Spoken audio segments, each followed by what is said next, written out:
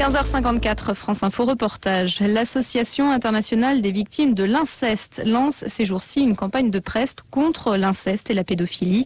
Dans le journal Le Monde daté d'aujourd'hui, on peut ainsi voir une langue emballée dans un paquet cartonné. La publicité rappelle que 80% des infractions sexuelles sont perpétrées dans le cercle familial.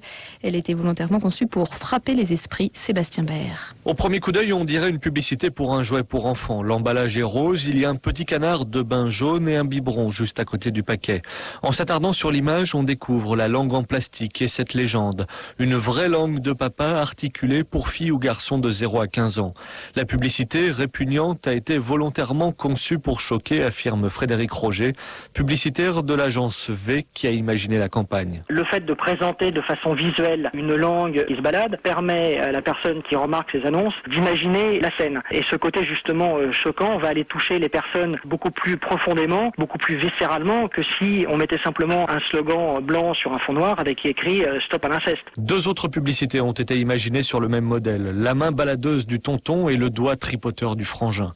L'esprit de cette campagne est d'interpeller les adultes qui se rendent coupables de sévices sur les enfants, explique Isabelle Aubry, la présidente de l'Association internationale des victimes de l'inceste. L'erreur qu'on a fait jusqu'à présent, c'est de faire beaucoup d'informations auprès des enfants et de faire porter la responsabilité du non et de l'interdit sur les enfants. Nous, là, on s'adresse aux adultes, parce que c'est à l'adulte de poser l'interdit. Une campagne d'affichage grand format de ces publicités était aussi prévue dans toute la France, mais le BVP, le Bureau de vérification de la publicité, a émis un avis défavorable. Selon Joseph Besnaïnou, le directeur général du BVP, la campagne est extrêmement choquante. Le problème qu'on a, c'est que la publicité pour des causes comme celle-là, elle est reçue par le consommateur au milieu de publicités pour des yaourts, des automobiles, et les gens ne feront plus la différence. Il y a un moment où on ne peut pas laisser passer n'importe quoi. Peut-on, pour une cause la plus noble qui soit, diffuser n'importe quelle image? La profession dit non. Dans les prochains jours, d'autres journaux et magazines pourraient malgré tout offrir un espace publicitaire à l'Association internationale des victimes de l'inceste.